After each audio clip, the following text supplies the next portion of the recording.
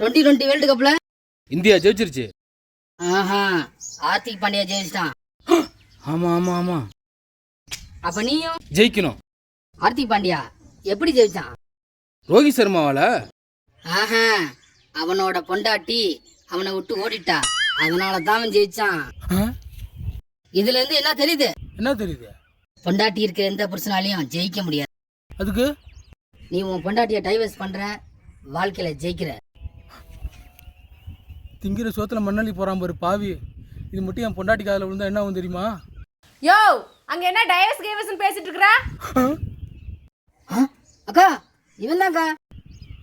ஆனா ஆண்டவன் உனக்கு மட்டும் எப்படி கிளி மாதிரி பொண்டாட்டி கொடுத்துருக்கான்னு கேட்டாங்க. அதுக்கு இவன் சொல்றாங்க, இது கிளியா இல்ல குரங்கான்னு 5 நிமிஷம் இருந்து பார்த்தாதான் தெரியும் அப்படின்னு சொல்றாங்க.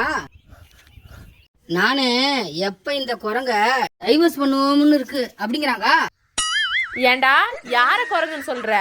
நீ குரங்கு, உங்க அம்மா குரங்கு, உங்க அப்பா குரங்கு, உன் குடும்பமே ஒரு குரங்கு குடும்பம்டா. வீட்டுக்கு வா, உன் நெஞ்செலும்ப என்ற. லாங் டிரைவ் போலாமா?